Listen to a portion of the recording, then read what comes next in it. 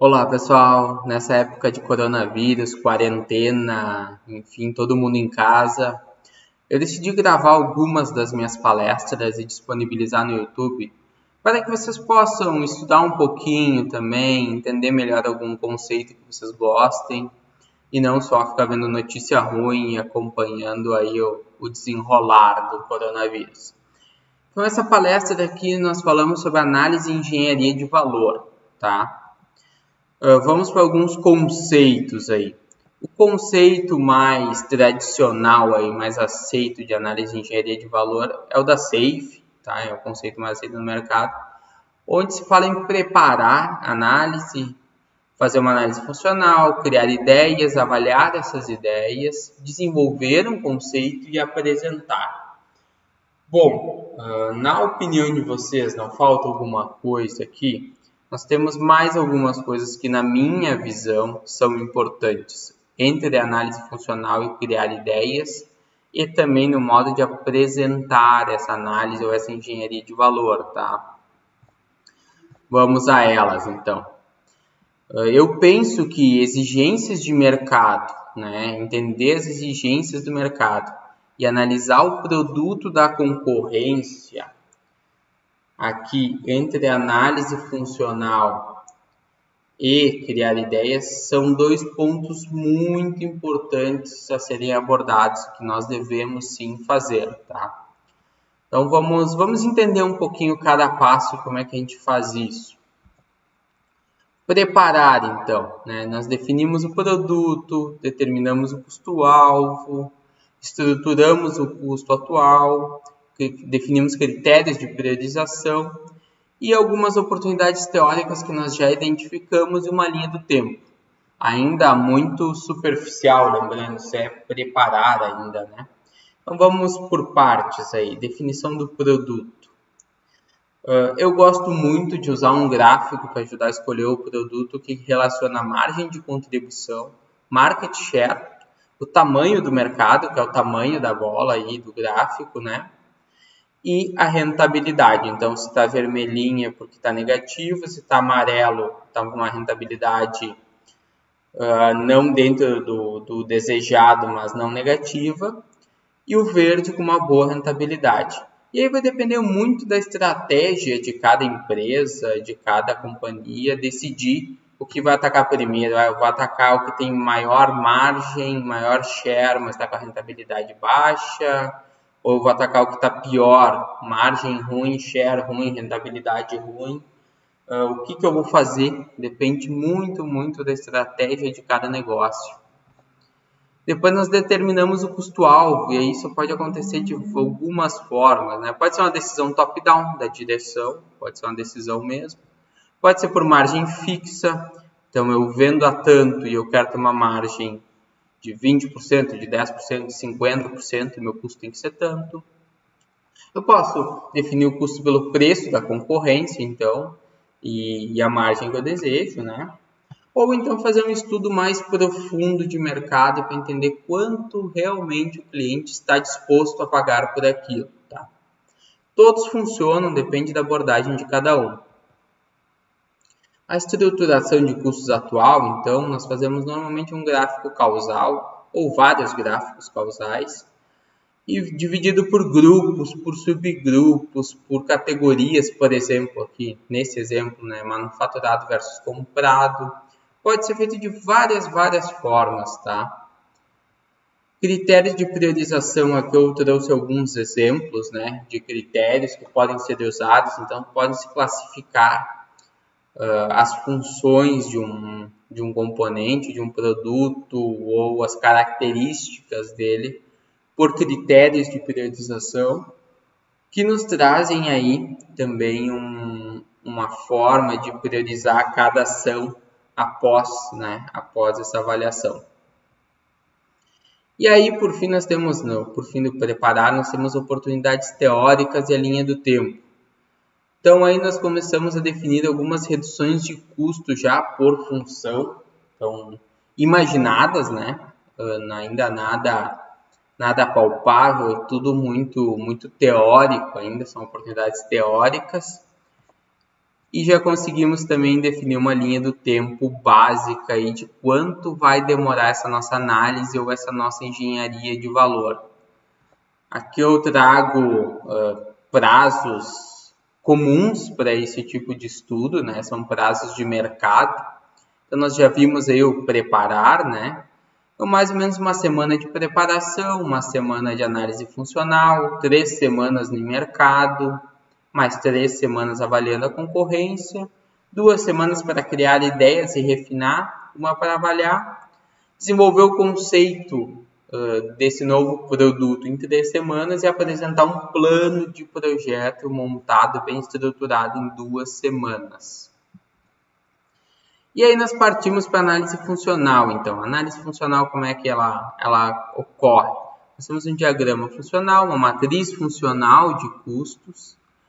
O nosso diagrama funcional, basicamente, é dividir o nosso produto em funções. Por exemplo, tem a função 1 e ela tem subfunções.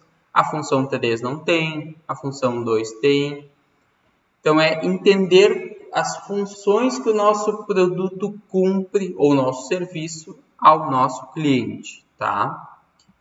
A matriz funcional de custos, ela é uma separação dos custos dos produtos por aqueles grupos que nós definimos antes e as funções dos produtos que nós definimos antes. E aí nós conseguimos entender quanto cada grupo do produto onera o nosso custo e quanto cada função do produto onera o nosso custo. Conseguindo dessa forma ter um panorama macro de onde é melhor atacar e de se tem funções, por exemplo, ou grupos que nós podemos retirar e ter um ganho mais rápido em custo, tá? Exigências de mercado, então. As exigências de mercado, elas podem ser por via de atributos funcionais, ou seja, funções que esse produto desempenha e o mercado quer que ele desempenhe. Diagrama de Cano, ele é um norteador também dessa decisão. Visita a clientes, muito importante, e visitar os clientes. E um questionário funcional, que aí é onde nós entendemos o que o cliente realmente quer, mesmo que ele não saiba. Vamos falar de atributos funcionais, então. Nós classificamos aqui para que o nosso cliente possa preencher depois, né, as funções, e se elas estiverem ausentes, o que acontece? Eu gosto de não ter aquela função, eu espero que ela esteja, eu convivo se ela não estiver, ou eu não gosto. E se elas estiverem presentes, é a mesma coisa. O que acontece? Bom, se a função, se o cliente espera que ela esteja ausente e gosta que ela esteja presente, então pode ser um atrativo para alguns clientes. Eu posso colocar, por exemplo, como um opcional. Se o cliente não gosta que ela esteja ausente e gosta que ela esteja presente, bom, essa função é de performance, ela é de desempenho. Quanto mais eu colocar nessa função, mais dinheiro o mercado vai pagar. Temos funções que são comuns, que o mercado não gosta se estiver ausente, espera, convive se tem. Então, são coisas que podem ser mantidas e devem ser mantidas.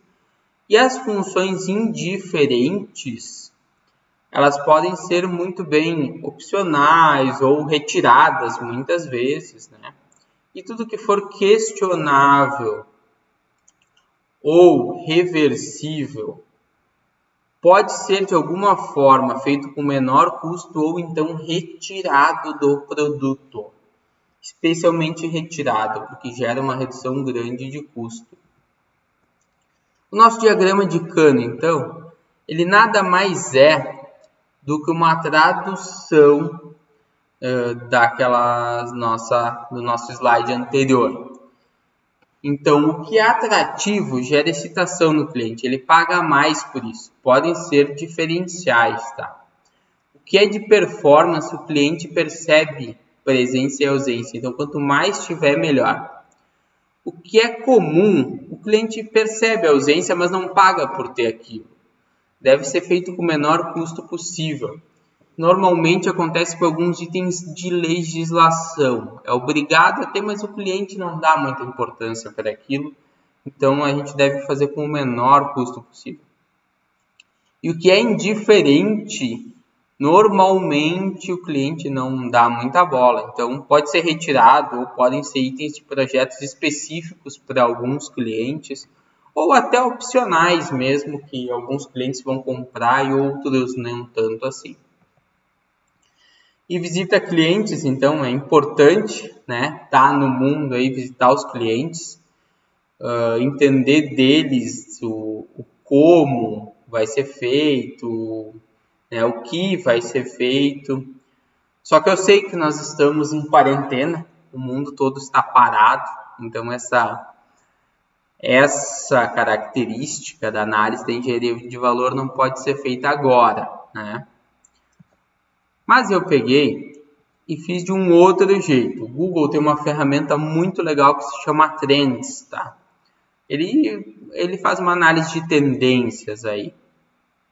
E eu peguei as eleições do Brasil, lá, né, da época da eleição do Bolsonaro, lá de 2018, e fiz algumas análises com os dados do Google Trends, tá?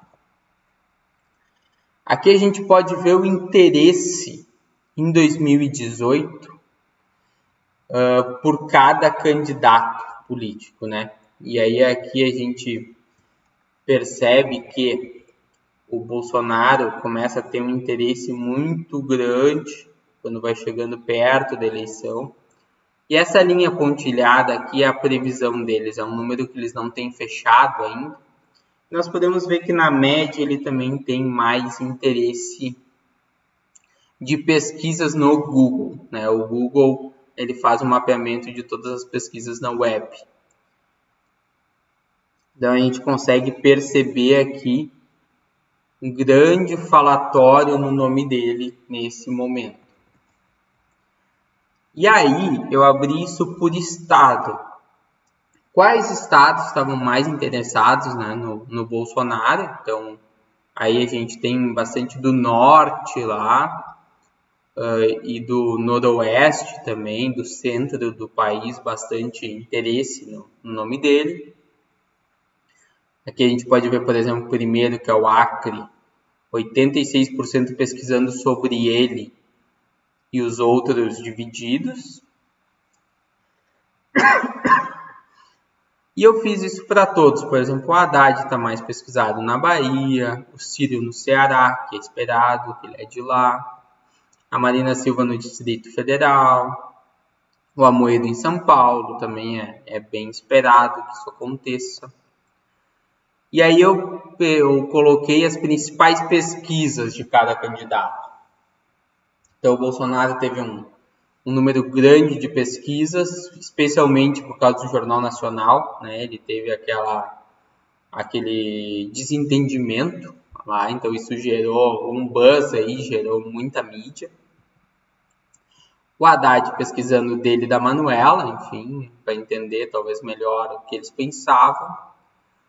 O Ciro falando do SPC, o Ciro tinha feito aquela declaração de que ia tirar todas as pessoas do SPC na época, não sei se vocês lembram disso.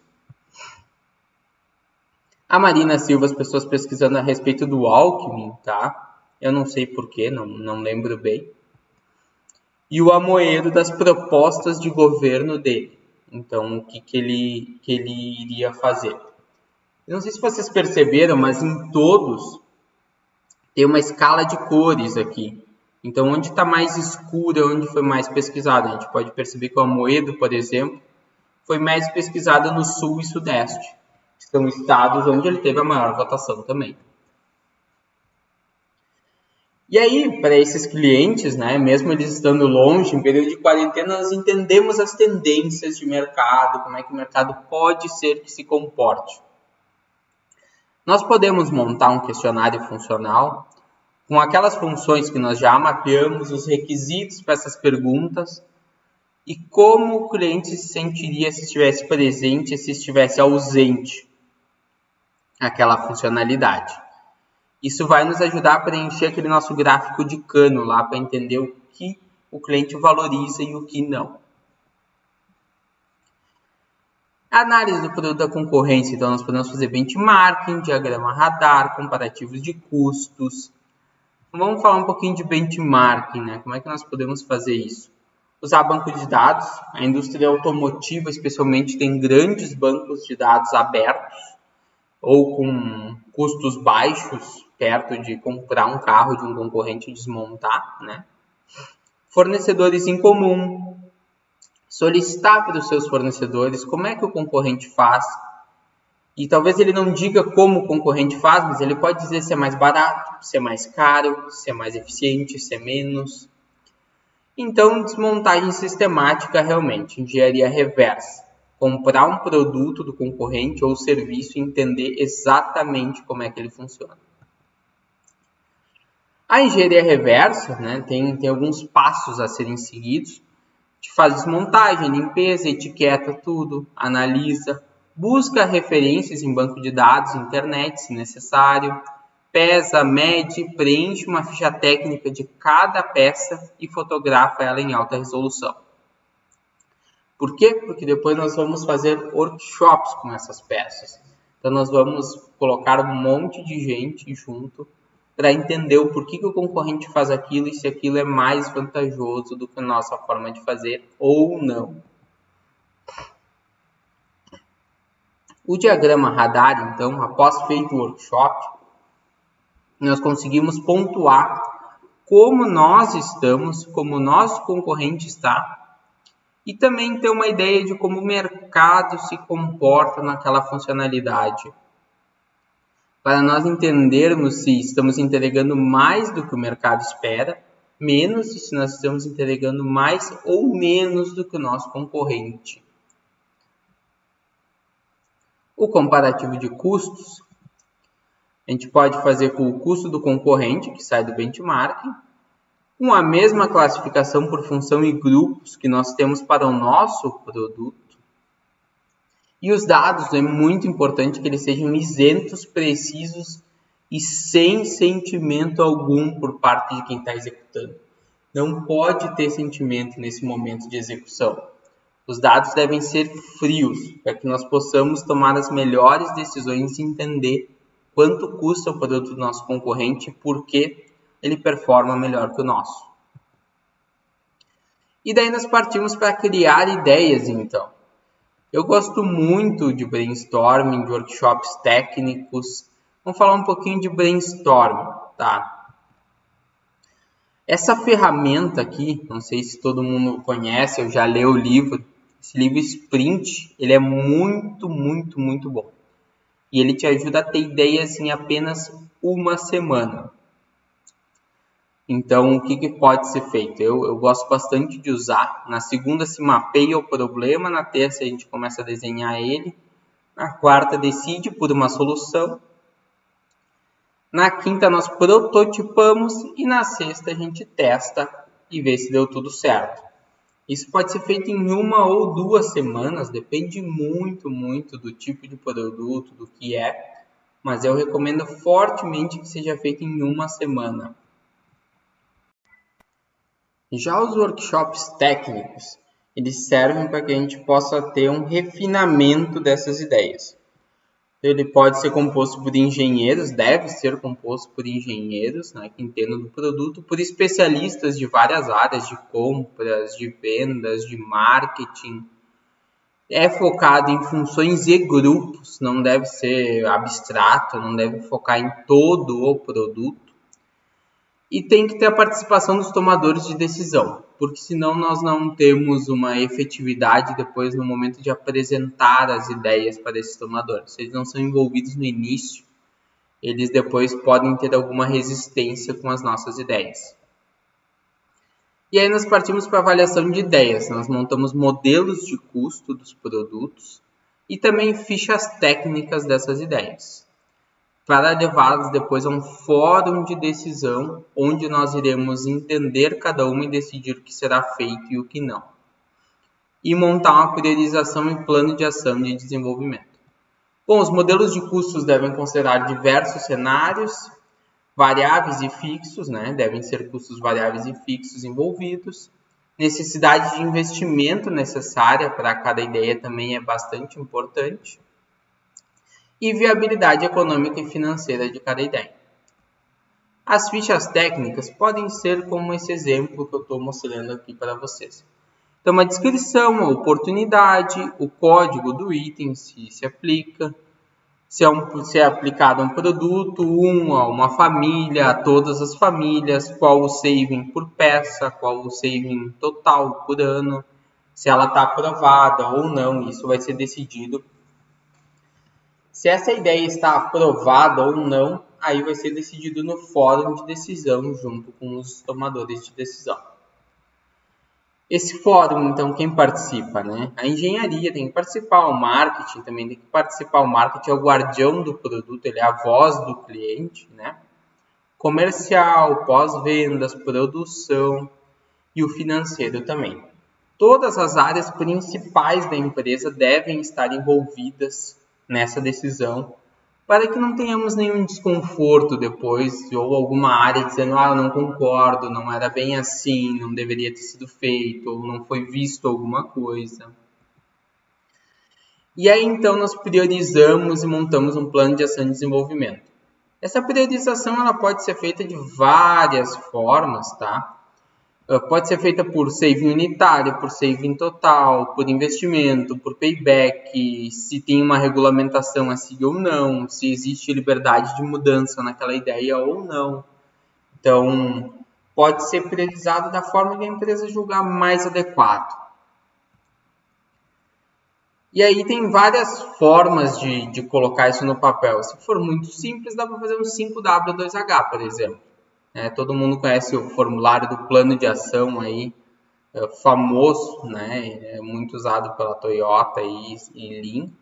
Ou pode ser feito realmente um cronograma de desenvolvimento e desenvolver essas ideias aí para realmente verificar a viabilidade delas. Pode ser usado métodos ágeis e qualquer outra forma de desenvolvimento que vocês julguem prudente ou que vocês usem na empresa de vocês. E aí a engenharia vai desenvolver o conceito, né? Fazer modelos 3D, cálculos, simulações de engenharia, revisão desses custos, porque nem sempre o que foi imaginado lá quando as ideias foram colocadas na mesa é possível. Então, algumas vezes tem que se mudar os conceitos, e isso gera uma diferença de custo, e um fechamento do conceito para a apresentação, então. E aí o plano do projeto, esse plano, como é que ele é apresentado, né? Tem que apresentar um conceito de produto e processo, porque as duas coisas andam juntas. Não adianta nós termos somente um conceito de produto e o conceito do processo não estar pronto.